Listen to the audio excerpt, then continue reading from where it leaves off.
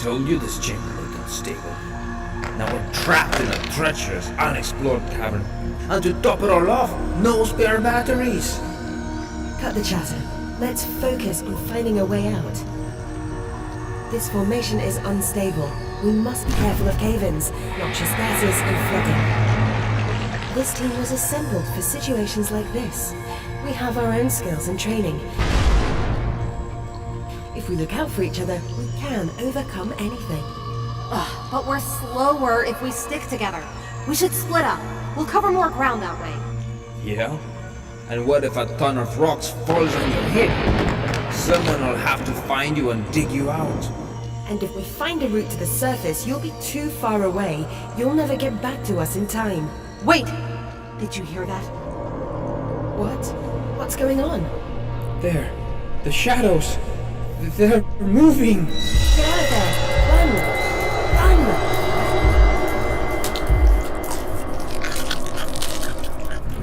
Subterra is a cooperative survival horror board game. You and up to 5 friends are trapped deep underground. You must quickly explore a hazardous tile-based cave system to find the way out before your flashlights die and you're lost in the darkness forever. And worst of all, you don't think you're alone down here. In the core set, you'll have access to 8 specialized characters with custom meeples to brave 66 horrifying cave tiles with a variety of hazards, from floods to gas leaks to darker things. You'll also get all the tokens, dice, and markers you'll need to play the game, in addition to a comprehensive caver manual to help you navigate under the earth. Expand your experience with the 3 modular Subterra expansions, which introduce new characters, new game modes, and even more depth to your daring escapes. Upgrade your Subterra set with the Deluxe Miniatures range, replacing your character meeples with high-quality plastic miniatures. Find out more about the character's story in the Subterra graphic novel illustrated by the talented David Thor Fjallarsson, and delve deeper into the backstory behind the game. You and up to 5 friends are trapped deep underground. Explore quickly, avoid deadly hazards, run from the darkness. Can you escape?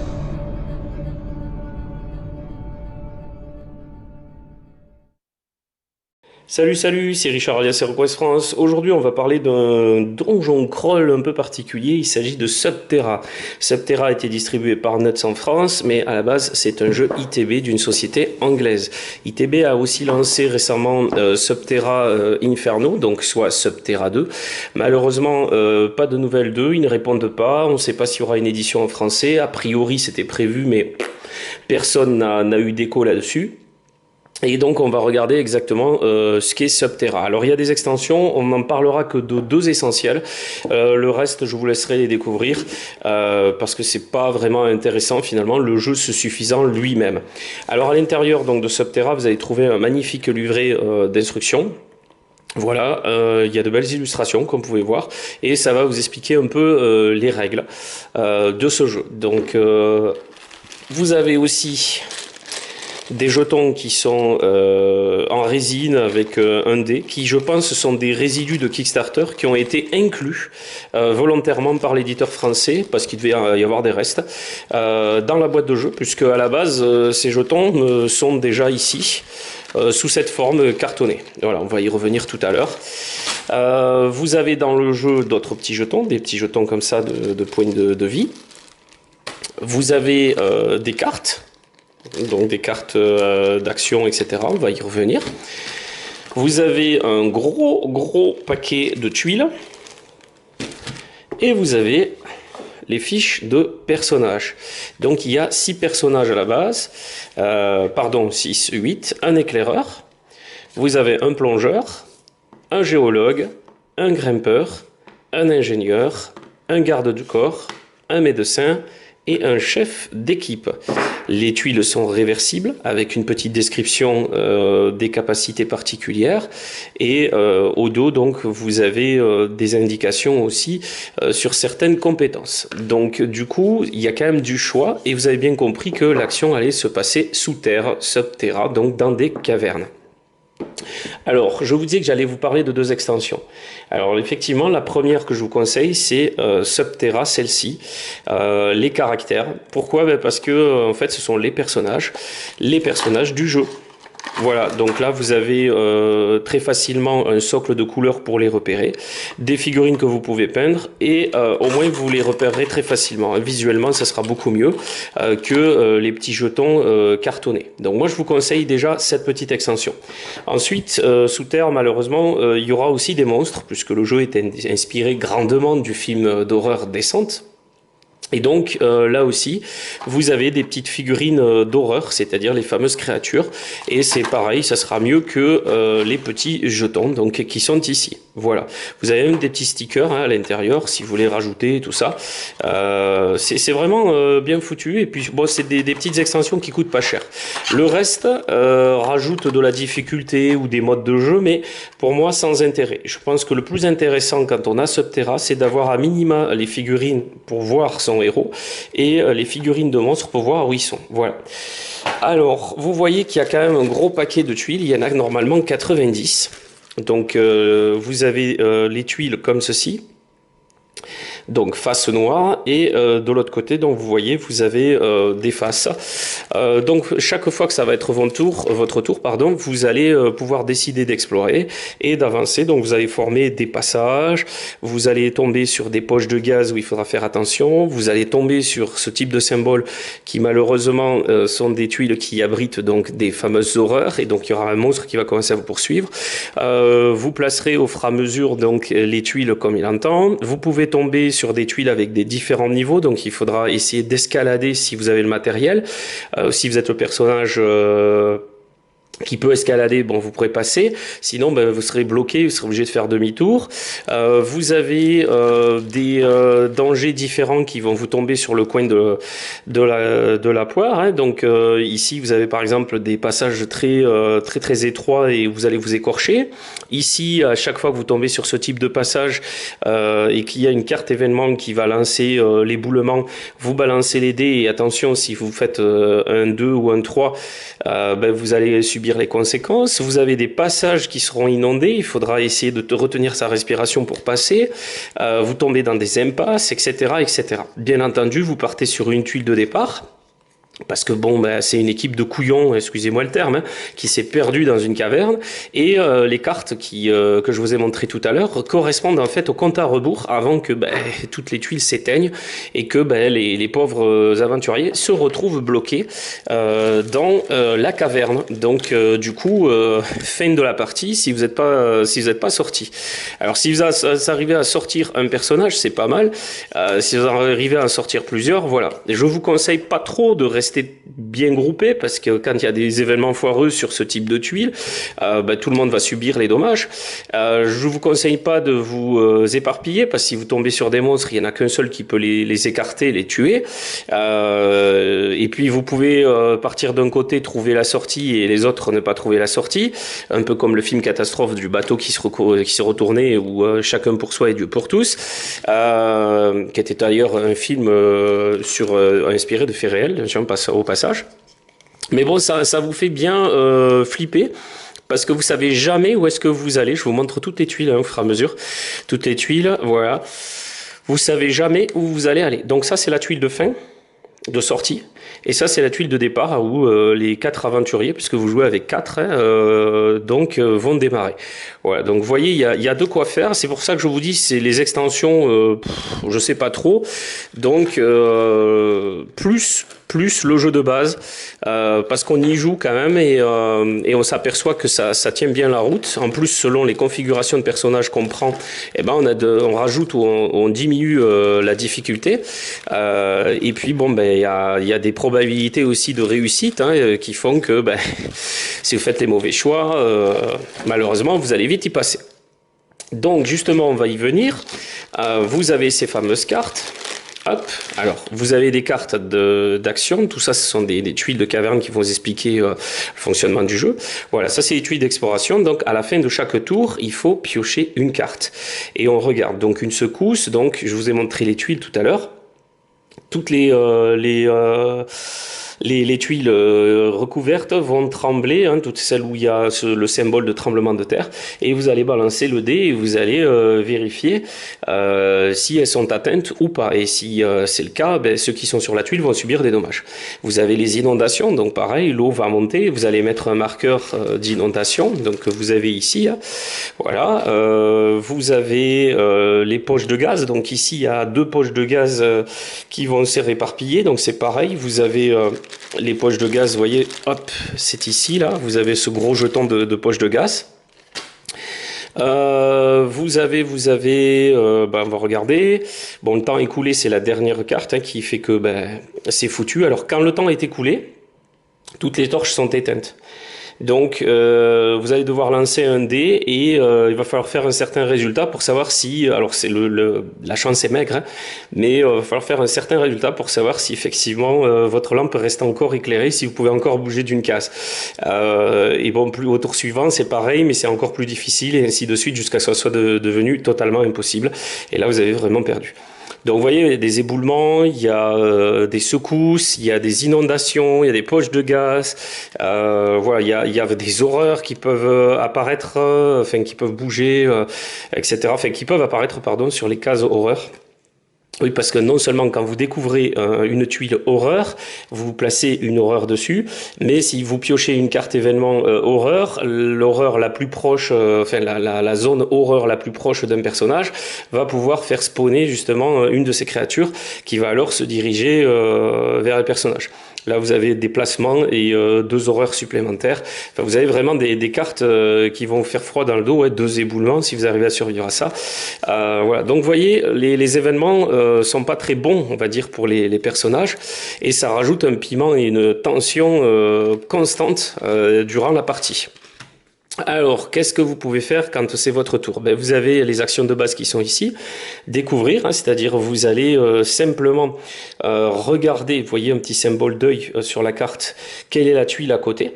Vous allez essayer de froncer les yeux, regarder avec la torche, et puis vous allez tirer sur la grosse pile de tuiles, la première qui vient, et vous la placez.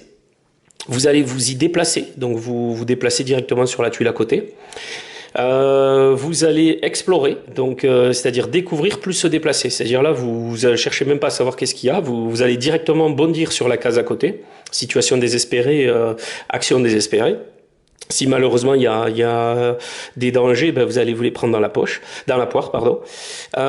Vous pouvez courir, donc pour 2 actions, vous allez pouvoir courir de 3 tuiles, donc c'est vraiment bien. Et vous pouvez vous soigner, donc vous ou une personne pour 2 actions aussi, qui seraient sur la même tuile. Hein. Donc soit vous soignez vous, soit vous soignez une personne qui est sur votre tuile. Voilà, attention les actions de danger, vous pouvez faire des actions particulières de danger. Donc vous pouvez nager dans de l'eau, hein. C'est 2 actions. Vous pouvez entrer dans un boyau plutôt serré, hein, le petit symbole. Vous pouvez dégager des éboulis, parce que quand les éboulis tombent, le passage il est bloqué. Donc il va falloir le dégager. Vous pouvez vous cacher pour éviter justement qu'une horreur vous touche, parce que dès que l'horreur rentre dans votre tuile, vous êtes mort, sauf si vous êtes caché. Donc du coup, c'est l'avantage. Vous pouvez rester caché, donc du coup, il va falloir attendre que l'horreur soit dégagée. Vous pouvez placer une corde, donc si vous avez la corde, vous allez pouvoir la placer et pouvoir atteindre donc effectivement un lieu un peu plus surélevé. Voilà donc un peu pour toutes les actions de base. On vous explique aussi les tuiles de caverne. Donc voilà, on vous dit que c'est une tuile inondable, ici que c'est une tuile de gaz, ici une tuile d'éboulement, ici une tuile horreur. On vous rappelle un petit peu les règles dessus, donc terrain accidenté, terrain chute, terrain corniche, terrain rétrécissement. Vous avez donc c'est recto verso, hein, tuile caverne, d'accord, donc il y en a beaucoup. Hein. Et les cartes danger ici, on vous explique donc la secousse, vous lancez le dé. Vous lancez le dé, vous regardez quelles sont les zones qui sont touchées, puisque vous avez vu que sur les tuiles secousses, il y avait des dés qui étaient représentés avec des résultats. Donc si vous faites ce résultat, il y a des secousses sur cette tuile et personne ne peut se déplacer. Si la tuile est inondée, il y a une inondation, personne ne peut se déplacer, et donc là il va falloir faire attention. Si il y a une poche de gaz, personne ne peut se déplacer, là aussi c'est pareil. L'éboulement, vous allez subir direct les éboulements qui vous tombent sur la tête, donc c'est catastrophique. Et les horreurs, donc pour les cartes danger, vont immédiatement apparaître et se déplacer vers le personnage le plus proche. Voilà, donc le déroulement d'un tour c'est toujours pareil, vous avez 2 actions, c'est la phase action 1.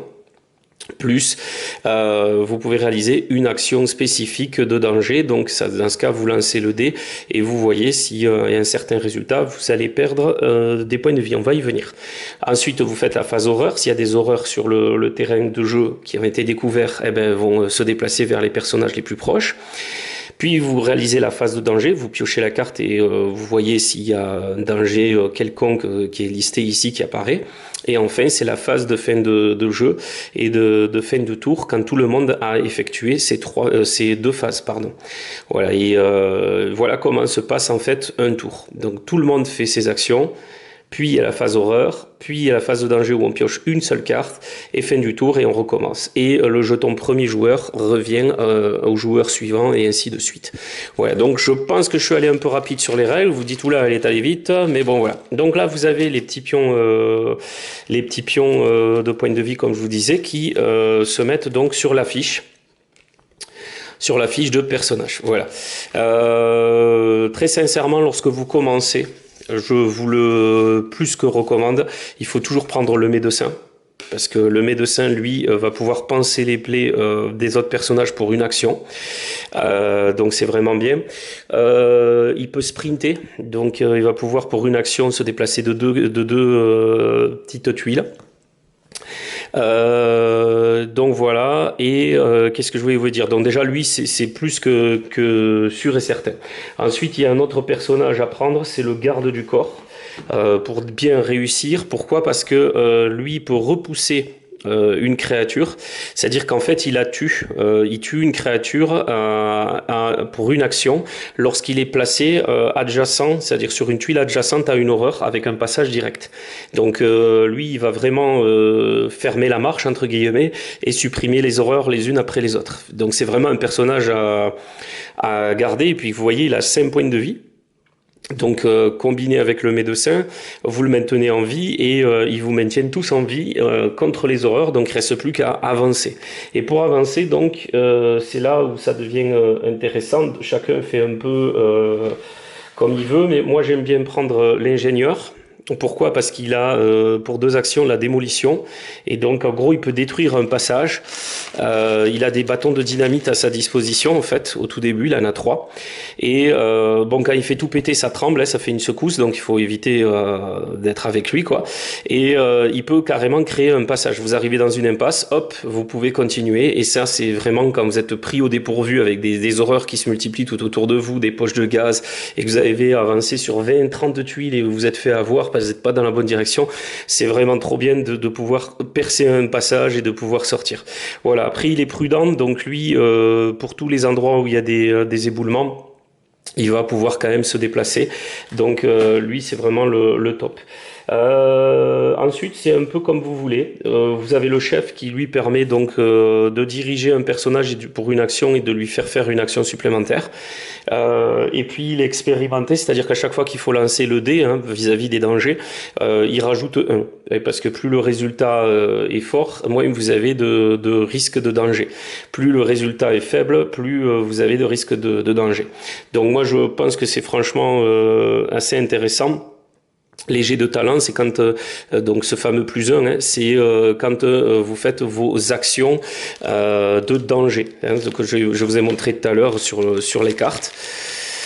Hop, je vais essayer de remontrer. Non, c'est les actions de danger. Voilà, les actions de danger avec prudence. Voilà, donc là vous avez toujours le dé supplémentaire à faire, mais je vais y arriver à retrouver la carte. J'aurais peut-être pas dû les ranger de suite.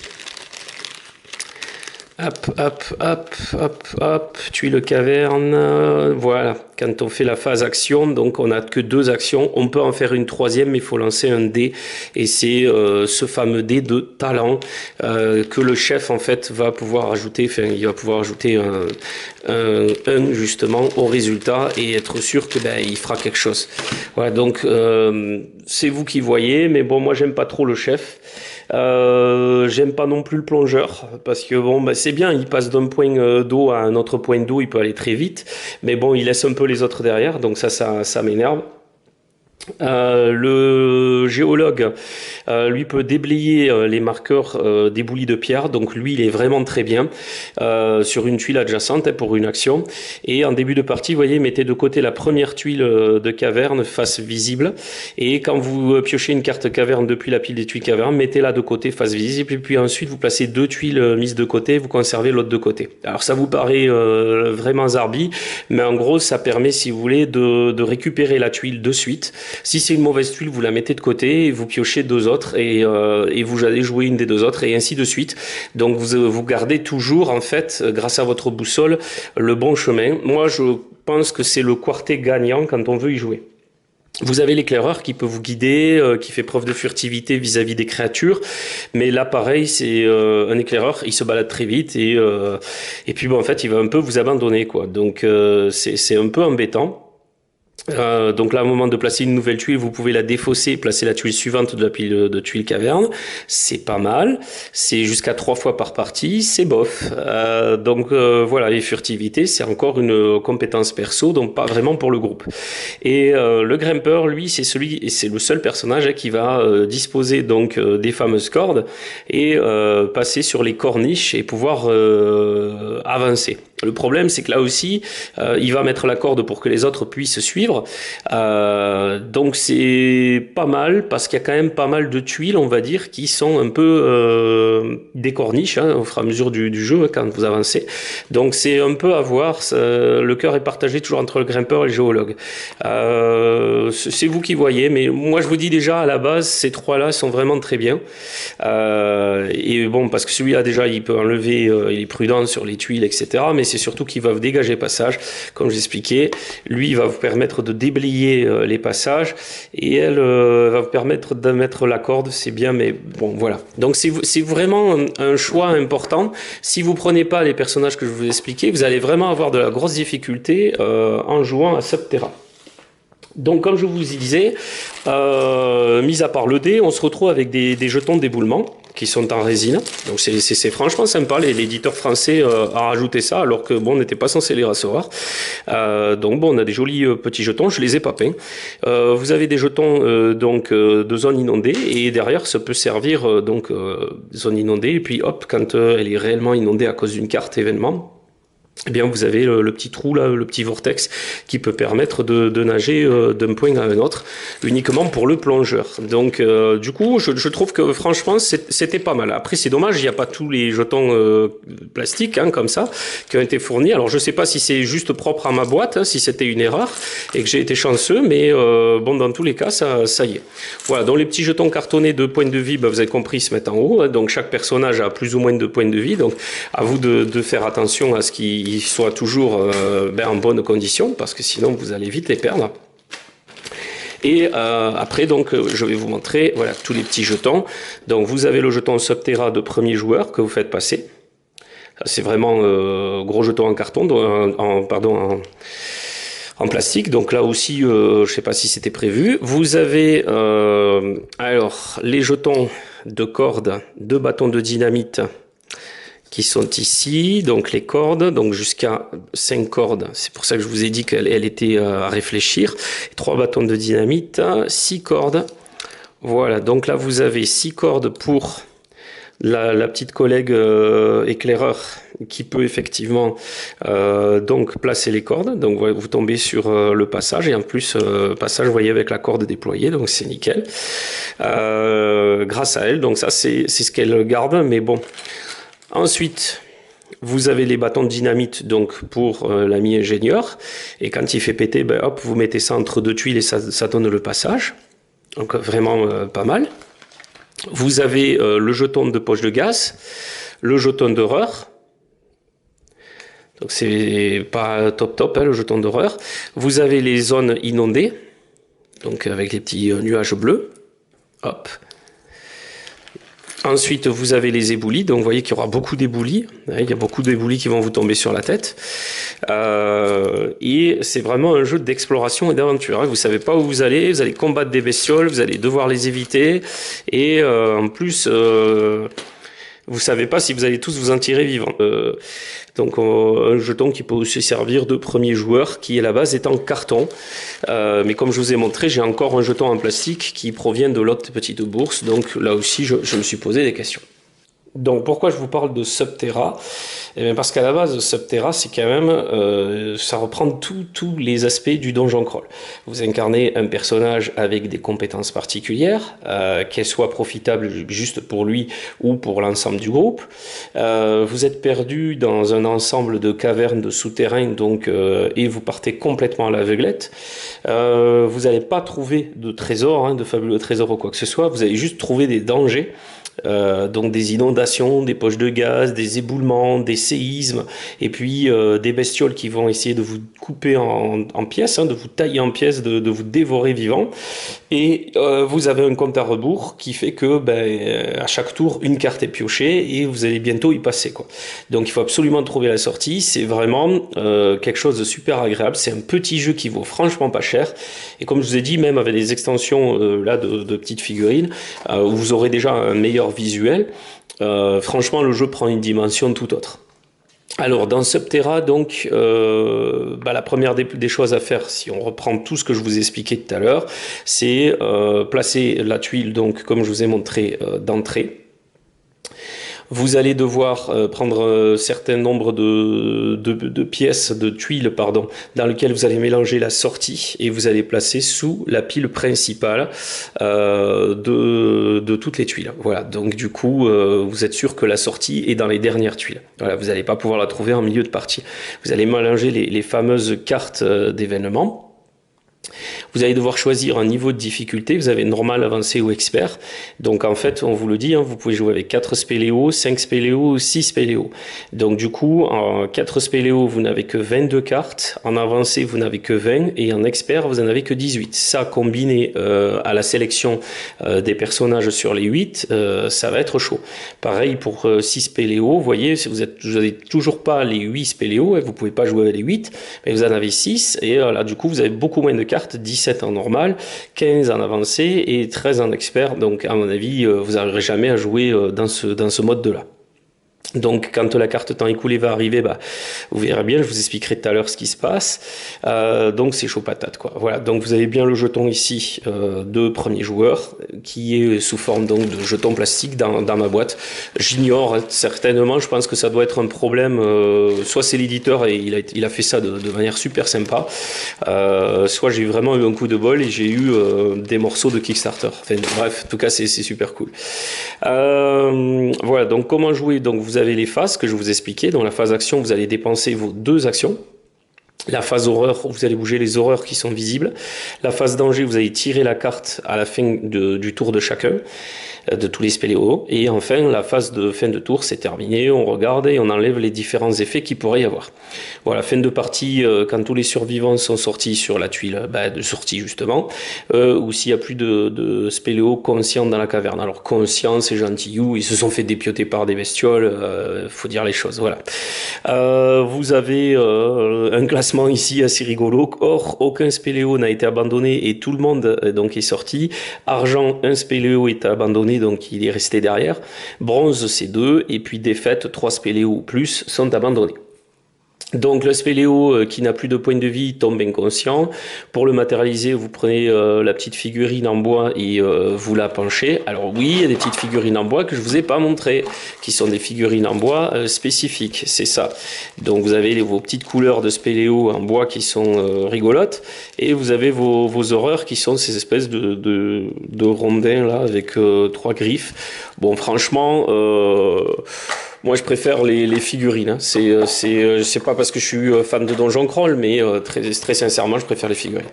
Voilà, donc vous avez le jet de talent. Donc on vous explique que certaines actions et événements nécessitent de vérifier si un spéléo a utilisé ses talents avec succès. Donc vous devez lancer le dé, vous devez obtenir 4 ou plus si vous réussissez, sinon vous échouez. Donc les conséquences d'un succès ou d'un échec lors d'un jet de talent sont spécifiées dans l'action ou l'événement. Comprenez donc que le chef qui a plus 1, lui, est avantagé direct. Donc la phase d'action vous explique, vous avez 2 actions que vous pouvez décomposer, hein. Soit vous utilisez une action qui en utilise 2 points d'action, ou vous utilisez plusieurs actions de 1 et voilà, c'est-à-dire c'est très facile. Vous pouvez vous dépasser, donc vous surmener à la Saint Seiya ou à la Steve Austin pour les plus anciens. Et donc là, vous voyez, vous allez obtenir une action de plus. Vous allez pouvoir en faire 3. Donc on vous dit, vous choisissez de vous dépasser en faisant un effort exceptionnel et vous avez 1 point supplémentaire. C'est super top.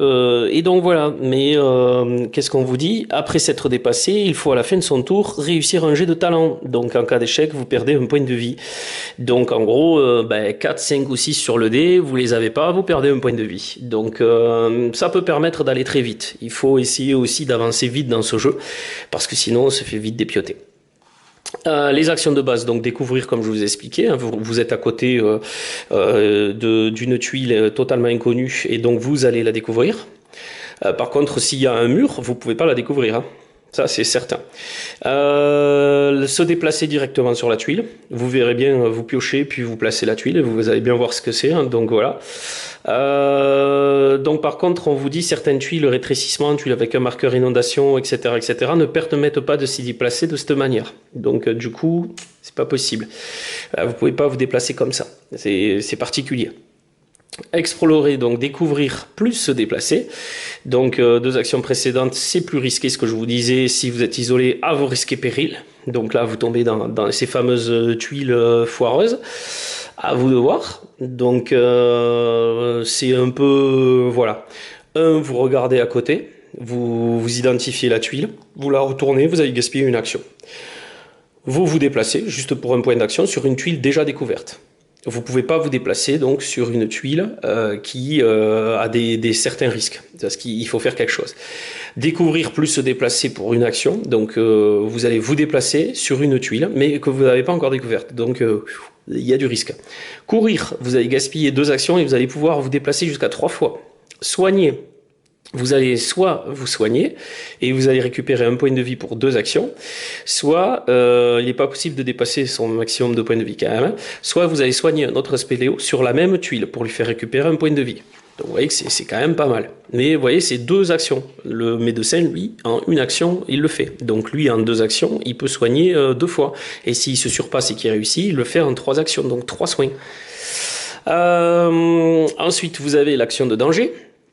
Les actions de danger, bon, c'est un peu, vous avez décidé de jouer la tête brûlée, d'être courageux, ou vous avez vraiment pas le choix. Donc vous allez interagir avec des tuiles. Donc vous allez essayer de nager. Vous déplacez donc depuis votre tuile vers une tuile connectée qui contient un marqueur inondation. Et c'est la seule façon d'entrer sur une tuile inondée. En gros, vous allez nager sur cette tuile. Ensuite, vous allez entrer dans un boyau. Donc les fameuses tuiles qui sont étroites. Vous allez gaspiller 2 actions pour. Vous allez dégager des éboulis. Il y a eu des éboulis qui sont tombés, donc vous enlevez le marqueur pour 2 actions. Vous placez une corde pour 2 actions plus un dé. Alors si un jet de talent est réussi, parce que là il faut faire carrément un jet de talent, placez une corde sur la tuile qui contient la corniche ou une chute. Et donc là en gros ça veut dire que votre amie tout à l'heure avec les cordes, hein, elle en a pas mal, hein, mais elle a toujours des chances de réussir le lancer et surtout elle a aussi des chances malheureusement de ne pas réussir. Donc du coup vous allez perdre du temps et Jeannette elle va pas envoyer la corde, elle va pas l'accrocher au stalagmite là-haut. Après vous avez se cacher, donc 2 actions plus un jet de talent. Il faut pas péter dans le noir, on vous l'a dit. Hein. Si vous pétez dans le noir, la créature va vous trouver. Et là, donc c'est en gros, c'est ce qui va se passer. Les horreurs vont passer et normalement, ils vous identifient comme la victime la plus proche. Et là, si vous réussissez à vous cacher, que vous réussissez votre jet de talent pour 2 actions en plus, hein, il faut faire tout ça. L'horreur va passer. En fait, elle va pas vous voir. Donc du coup, elle va continuer son chemin. Heureusement. La phase horreur, justement, on y vient. Donc, quand vous découvrez une tuile horreur, vous placez l'horreur sur la tuile. Donc déjà, c'est la première des choses. Donc quand les actions de tous les personnages ont été faites, on arrive sur la phase horreur, donc l'horreur va se déplacer, elle va se rapprocher de la victime potentielle la plus proche, et en passant bien sûr par des chemins accessibles. Attention, les horreurs, elles passent à travers tout, la flotte, les poches de gaz, les boyaux, etc. Elles vivent là-dessous, elles sont habituées à ce type de danger. Donc là, il faut faire super attention. Et elle se déplace. Donc, si l'horreur occupe la même tuile qu'un spéléo, ben, il perd tous ses points de vie, il tombe inconscient. Donc, faire super gaffe. Et il faut faire vraiment très attention pour les horreurs. Voilà. Qu'est-ce que je voulais vous dire de plus? Bon, pour la phase de danger, c'est les cartes. Donc, vous avez vu les secousses. Hein. Tous les spéléos conscients doivent réussir un jet de talent pour ne pas perdre un point de vie. Toute la caverne tremble. Inondation, vous placez un marqueur inondation sur toutes les tuiles inondables qui n'en ont pas déjà un. Donc tous les spéléos situés sur une tuile inondée perdent immédiatement un point de vie, ils sont noyés quasiment. Hein. Et donc on peut entrer sur une tuile inondée qu'avec l'action nager, comme je vous ai montré tout à l'heure. Poche de gaz, tous les spéléos situés sur les tuiles de gaz perdent immédiatement 2 points de vie. Et de plus, jusqu'à la prochaine phase de danger, tous les spéléos qui entrent sur une tuile de gaz perdent immédiatement 2 points de vie. Donc super top, quoi. Voilà. Et on vous dit, quand vous avez déclenché le piège danger de gaz, la perte de points de vie s'applique jusqu'à la prochaine phase danger, même lors de l'exploration de nouvelles tuiles. Donc faut faire hyper gaffe. Ouais, donc là-dessus, chaud patate. Vous avez les éboulements, donc vous lancez un dé, vous placez un marqueur ébouli. Donc vous lancez un dé, si vous faites 5, toutes les tuiles marquées avec un 5, vous allez devoir placer un ébouli. Certaines tuiles, justement des éboulements, qui sont en plus comme par hasard des jonctions, hein, c'est bien souvent le cas, comportent plusieurs symboles de dés. Ça peut aller de 1 à 3. Donc du coup, vous avez jusqu'à 3 malchances, entre guillemets, de faire le mauvais résultat et de provoquer un éboulement. C'est pour ça qu'il y a autant de jetons, on vous l'avait dit. Là par contre, quand vous avez un éboulement qui vous tombe sur la tête, c'est 3 points de vie en moins. Donc certains personnages sont one-shootés direct. Il faut faire vraiment attention. Voilà. Et vous pouvez donc dégager les éboulis pour 2 actions classiques qu'on a vues tout à l'heure. Toutes les horreurs présentes dans les cavernes se rapprochent d'une tuile de leur victime potentielle. Puis s'il y a moins de 3 horreurs dans les cavernes, vous ajoutez une horreur sur la tuile horreur la plus proche d'un spéléo conscient. Vous avez bien entendu, donc il y en a de plus en plus, et se retrouver sur la même tuile qu'une horreur fait perdre tous ses points de vie, donc on l'a dit tout à l'heure. Voilà, au niveau des dangers de difficulté avancée expert, il y a 5 versions extrêmes, c'est les fameuses cartes que je vous ai montrées, x2, x3, etc. Vous pouvez les mettre dans le paquet, mais quand vous jouez, vous les enlevez, hein, parce que sinon c'est vraiment chez chaud patate. Et en fait, il faut résoudre 2 fois de suite, pour horreur x2, pour danger x2, etc. Donc c'est vraiment chaud. Voilà, quand vous tombez sur la carte temps écoulé, comme je vous ai dit, normalement c'est la fin de la partie. Hein. Toutes les lumières s'éteignent, les artistes, c'est fini. Et là, c'est là où ça devient rigolo. Tous les spéléos qui sont ils sont pas encore sur la tuile de sortie, qu'ils soient conscients ou inconscients, doivent tous réussir un jet de talent en cas d'échec. Ils sont dévorés par les horreurs et enlevés de la caverne. Donc voilà, c'est assez rigolo. Et puis phase de tour, donc voilà, ça c'est la fin de tour. Vous avez ensuite une partie guide de survie qui essaie de vous donner des petits conseils. Et qui vous explique un peu plus les détails, les fameuses tuiles de caverne. Donc voilà, tuile de départ, la tuile de sortie, les tuiles ordinaires, on vous dit qu'il y en a quand même 16, les tuiles inondables, on vous dit qu'il y en a 8. Parce que vous voyez, pour chaque spéléo sur une tuile inondée, il perd à chaque fois un point de vie. Donc on vous explique, les tuiles de gaz, il y en a 8 aussi, donc déjà vous voyez 8 et 8 ça fait 16, et les 16 ça fait 32, plus les 2 ici, on est déjà à 34 tuiles. Vous avez des tuiles éboulement x12, donc on est à 34, 44, 46 tuiles. Il y a des tuiles horreur 8, donc du coup on est à 54 tuiles. Il y a des tuiles rétrécissement 3, donc on est à 57 tuiles. Il y a 3 tuiles corniche, on est à 60. Il y en a 3 de chute, il y en a 3 de terrain accidenté. Ça fait beaucoup de tuiles. Voilà, donc si vous voulez acheter des extensions, vous pouvez. Il y a des morceaux de tuiles en plus, mais il va falloir rajouter des cartes justement d'événements supplémentaires parce que sinon vous n'allez pas pouvoir suivre. Voilà, donc on vous explique un peu tout ça. Tout est vraiment bien détaillé, je trouve. Les horreurs. Bon, là on vous détaille un peu plus sur les horreurs. Donc il peut pas y avoir plus de 3 horreurs présentes dans les cavernes en même temps. Donc c'est quand même rassurant, on va dire. Donc elles se déplacent que d'une tuile à la fois. Donc elles peuvent pas traverser les parois. Par contre, elles traversent toutes les autres tuiles, comme je vous ai dit, sans contrainte. C'est toujours vers la victime la plus proche. Donc il faut parfois faire des petits calculs. Il faut compter le nombre de tuiles et en prenant les chemins les plus courts. Les spéléos qui sont inconscients comptent pas comme point de repère pour les horreurs. Les spéléos qui sont cachés avec succès, pareil. Et s'ils sont sur la tuile de sortie, les horreurs la voient plus, hein, c'est fini. Donc du coup, voilà, on vous explique les apparitions d'horreurs, comment se déplacent les horreurs. Et voilà, et puis après vous avez la page de crédit. Et ils ont fait aussi des petits conseils sur les capacités des spéléos, donc sur le plongeur. Donc vous voyez, plonger, si vous êtes sur une tuile inondable, retirez votre figurine de spéléo, placez-la sur votre fiche. Lors de votre prochain tour, comme seule action pour le tour, vous placerez votre figurine de spéléo n'importe où sur une autre tuile inondable révélée, qu'elle soit inondée ou pas. Donc c'est vraiment une capacité solo. Il se casse et il disparaît. Donc GG, il vous laisse en plan et voilà, donc c'est pour ça que ce personnage, bof. Si après c'est une compétition, vous avez décidé le premier est sorti, bon ben dans ce cas, ok, on comprend que GG va se casser avec ses palmes et sa bouteille d'oxygène sur le dos, mais bon, on risque de pas le revoir, quoi. Ça, je vous le dis tout de suite. Lui, par contre, il est amphibie puisqu'il a ses bouteilles, donc il y a que l'eau monte ou pas sur sa tuile inondée, il s'en fiche complètement. Il perdra pas de points de vie. L'éclaireur, comme je vous l'ai dit, à chaque fois, elle va regarder une tuile de caverne que vous allez piocher, enfin une tuile caverne, donc pour la prochaine exploration. Elle peut accepter cette tuile et elle peut le refuser, donc la défausser, et elle peut le faire 3 fois. Donc elle peut éviter une tuile horreur, etc. C'est pas mal, mais que 3 fois. Furtivité, donc elle est désignée directement comme... elle peut pas être désignée, pardon, comme victime potentielle par une horreur.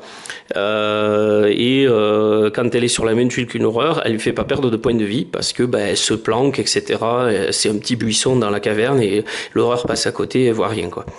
Le géologue, comme je vous ai dit, peut déblayer un marqueur ébloui directement sur une tuile adjacente ou sur sa tuile. Donc lui, il peut carrément dégager un passage et ça vaut le coup. Vous avez aussi l'intuition, donc en fait en début de partie, le géologue il met de côté la première tuile de la pile des cartes caverne face visible, donc tout le monde va la voir. Et quand il pioche une tuile caverne depuis la pile donc des tuiles de toutes les cavernes, enfin de toute la caverne, il la met de côté face visible. Et ensuite, il en place 2. Et en fait, voilà, il fait toujours comme ça. Il prend une tuile, il la place face visible. Il prend une autre tuile, il la met face visible. Et il doit choisir une des 2 qu'il conserve de côté. Donc, vous savez plus ou moins avec lui sur quoi on va tomber. L'ingénieur, lui, c'est la démolition. Donc, il a quand même, pour 2 actions, la possibilité de faire péter un mur. Donc, il met une paroi libre, voilà. Par contre, quand il utilise sa compétence donc de démolition, attention, ça va résoudre, enfin vous devez résoudre immédiatement un événement éboulement. Donc il faut lancer le dé et puis ça va résonner un peu dans toute la caverne. Donc voilà, faut faire super gaffe. Et tous les spéléos sur les tuiles qui viennent de s'effondrer donc perdront 3 points de vie. Donc faut vraiment qu'au moment où il fait péter, vous soyez pas sur une tuile d'éboulement. Il est très prudent, donc les éboulements ne lui font perdre qu'un seul point de vie et non pas 3. Le grimpeur, c'est un peu comme le plongeur, hein. Donc elle place un jet de corde sur sa tuile caverne possédant une corniche directe pour une action. Et ça évite en fait que elle utilise le lancer de corde pour classique et où il y a un risque effectivement que ça fonctionne pas. Donc il vaut mieux qu'elle utilise cette action-là. Agilité, donc elle peut entrer sur une tuile rétrécissement, sans justement subir en fait un peu les conséquences. Et pareil pour une tuile contenant un marqueur ébloui, avec une action se déplacer. Elle va trouver un petit passage et elle va se faufiler. Le médecin, comme je vous ai expliqué, donc pour un seul point d'action, il va pouvoir redonner un point de vie à lui-même ou à notre spéléo. Uniquement à un autre spéléo, pas à lui-même. Il peut sprinter, donc il va avoir 2 actions pour se déplacer. Et il va vraiment aller très vite. Le garde du corps, donc, il repousse une horreur située sur une tuile adjacente à la vôtre. Donc là, c'est vraiment pratique. Et il peut se protéger. Donc, en début de partie, il commence avec 5 points de vie. Les autres spéléos surtués sur sa tuile ne perdent pas de points de vie à cause des inondations, gaz, éboulements et les secousses. En fait, c'est lui qui va les perdre. Voilà, il se sacrifie, hein, c'est vraiment le super costaud du groupe. Et le chef, comme je vous ai expliqué, pour une action dirigée, il va donner une action coûtant une action à un personnage qu'il veut. Ça peut être utilisé qu'une seule fois par tour, donc vous voyez, il peut quand même le faire tous les tours, donc c'est quand même pas mal. Et expérimenté, donc il ajoute +1 à tous ses jets de talent. Voilà, ça c'est pour, on va dire, les spéléos de base, et je trouve que c'est vraiment pas mal. Derrière, on a un fac avec certaines actions, certaines circonstances sur les tuiles, danger, cavernes, avec les horreurs, donc on vous détaille un peu plus. Pareil pour les spéléos, on vous explique des cas pratiques qui ont été relevés lors des démos. Et ici, on vous explique un petit peu le déroulement d'un tour, les actions de base, les actions de danger, les tuiles aux cavernes, etc. Tout est récapitulé ici. Vous pouvez laisser le manuel ouvert comme ça au bord de la table et tout le monde comprendra. Voilà, je tenais vraiment à vous faire découvrir Subterra. Il y a des extensions. Mais pour ce qu'elle rajoute, on va dire que j'ai pas été emballé par le contenu qu'elle rajoutait. J'ai eu l'occasion d'y jouer, hein, ces extensions, rassurez-vous. Mais pour moi, augmenter le potentiel de la caverne en le rendant plus grand, avec de nouveaux dangers, etc., aurait été une priorité. La problématique, c'est que ces extensions, ça rajoute surtout des missions d'extermination des créatures. Ça rajoute quelques personnages supplémentaires, etc. Bon, après, je vais vous les montrer, les extensions, elles vont défiler là sur l'écran.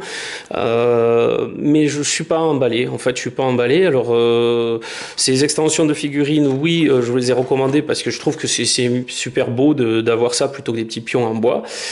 C'est vraiment un petit jeu qui est pas cher, donc avec les frais de port, en plus, vous pouvez les trouver d'occasion aujourd'hui.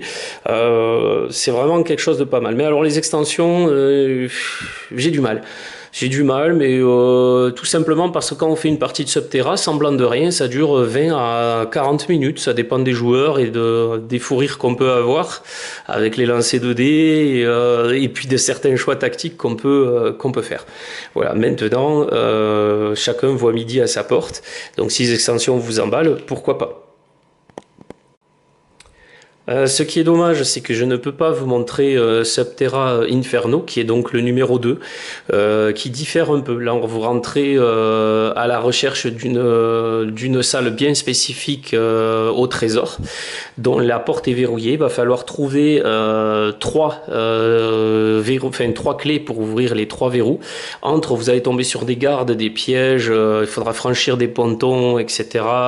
Donc vraiment tous les dangers qu'on peut retrouver dans un temple souterrain à la base d'un volcan.